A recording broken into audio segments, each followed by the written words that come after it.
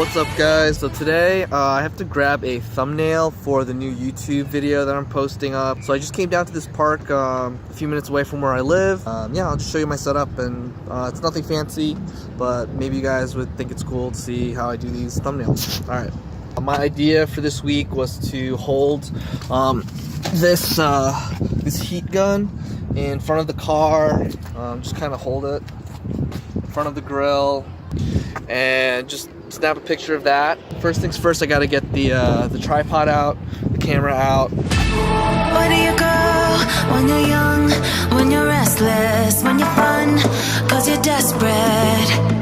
Oh, here they come.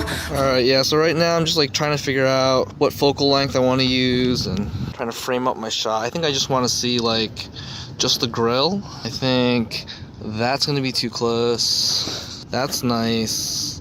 So this is as wide as this lens goes. So let me try something that's a little more punched in. Alright, so here's the lens, zoomed in a little more. Yeah, I think I kind of like that. I think I like the long lens. Only thing is, like, I'm probably not going to see any of this background. So maybe I'll do one that's like a little more punched in and then one that's a little further out. Alright, so now I've got the camera kind of framed up where I want it to be. I'm pretty happy with this look. That's kind of what it's gonna look, the image is gonna look like. And then I'm gonna stand right about here and hold the heat gun here in front of the car. So I think I'm gonna hold the gun a little bit like that, see what the best angle is, and hopefully that'll make an interesting thumbnail, and I'll do a couple different shots. Yeah, I'm just gonna play around with this and see what I get. She never sleeps my city. She never weeps my city. She keeps me alive. Alright, so I've taken a few here, but here's a few of the other ones. So yeah, I kind of like this one the best. I moved the heat gun a little closer to the camera and angled it towards the car, and I think that came out really good. So maybe to add a little more dimension, I think I'm going to move the camera a little more to the side here and angle it more towards the car and just create a little more depth of field and angle the heat gun in a creative way. I'm not sure exactly what I'm going to do yet, but I'm going to play around with it and see what I get.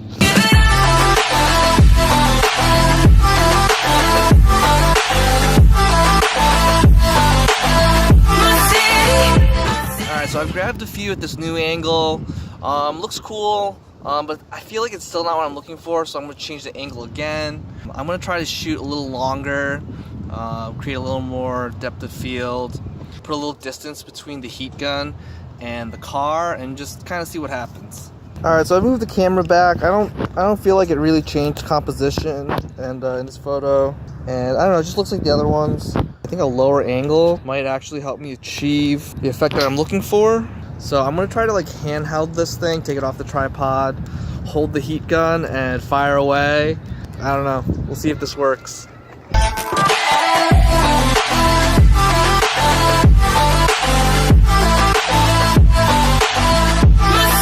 Alright, I think I finally achieved the perfect shot. I don't know if you can see it here. Yeah, it was pretty sketchy. I was like holding the camera all crazy. Actually, I'll show you what I did. Hold on, give me 1 second, I'll set up this phone. Alright, so this setup was like a little bit janky. Oh man, and you're like right in my tripod. Alright, let's see if I can. So I got this, now I got the phone all set up, all fucked up. Hopefully that's a little better. Yeah, so pretty much I had to hold the camera down here like this. But I wanted to hold the heat gun with my right hand. So what I did was I held the camera, the DSLR like this, and I was pressing the remote button with this finger, and I have the camera on a 2-second delay. So when I press the button, so I can kind of like do one of these, press the button, and then get the picture. But I'm actually pretty happy with the way it came out. I hope it's just, when I get to the computer, I just hope it doesn't. I'm gonna get a few more. But I hope when I get to the camera, I hope when I get to the computer, that these aren't too shaky because I'm holding it like this. I'm using a 125 shutter. I might just bump this up to 200 and bump up my ISO a little bit just to compensate for some of the camera shake. So I kind of like this like Dutch angle here that I'm using. I don't know, hopefully I have a few good ones in here to use. Alright, yeah, I think I definitely have at least one usable one in here, so I'm pretty happy with the way they turned out. I think coming up here close at a low Dutch angle was the best way to go. Not how I originally imagined it, straight on, but it just looked too flat. So that's kind of how it is with these thumbnails. I feel like it's a lot of trial and error, you know. You go in with an idea in your head, when you go to execute it, sometimes it doesn't always come out the way you wanted. I used to think that, you know, plan one really good shot, frame it up really great. Hold on, I'm gonna wait for this helicopter. I feel like in these vlogs, there's always like some kind of aircraft flying overhead. All right, yeah, I mean, I guess here in San Diego, we've got the airport, we've got like multiple naval bases. So yeah, I guess aircraft noise is to be expected. Like I was saying, I used to like try to set up like one really great shot, like have an idea in my head and just shoot it. But I found that, you know, if you try different angles, even if just tilting the camera slightly really affects and changes the photo. Another helicopter. Okay, so yeah, even just tilting the camera slightly can affect the composition and the mood of the photo. So I like to take a bunch just from the same angle and just move things around a little bit. And in post, usually there will be just one that jumps out and it's like looks amazing. I'm gonna put this down because it's heavy holding both these things. Okay. Yeah, in post there will be usually one photo that jumps out at me. If I did a good job and it was a good setup, then there'll be a bunch that'll jump out at me, and it makes my job easy and hard at the same time because it's like, which one do I pick? But at least I'm not like, oh, I hate all of these. So yeah, just take a bunch of thumbnails is kind of my recommendation, and then out of it, something will come. Something good will come out of it. And I used to think that was like a novice thing to do, like, oh, you know, it's digital camera, like let me just, and oh, one of them will be good. But realistically, I just feel like it's better to have more than less, because then if none of these photos that I took came out the way I wanted and there was nothing usable, then I would have to come back here and do this all over again. So it's better to have more than less. Like some of these photos I can even put them on my Instagram, even though I don't use them as a thumbnail for the YouTube. So there's always other stuff you can do with it. You can delete them if only one of them is good.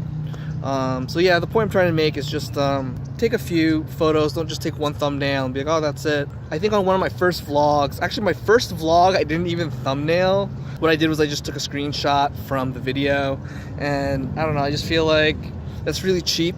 It looks cheap. I don't know, I feel like there's not a lot of thought that goes into it, and I feel like I've read that, you know, the thumbnails on YouTube are really important, so I thought, let me start taking some quality photos. So with the review I did on the OBD2, that was the first thumbnail that I think I took a picture for, and it came out really well. And an interesting note was one of the wrap jobs that I filmed. I did like a whole series on my GoPro. I just took a screenshot from those videos to make it into my thumbnail. I went back and with the DSLR, I snapped one of the dash trim, and it's funny, actually, after I had added that thumbnail, I got a couple more views on the video.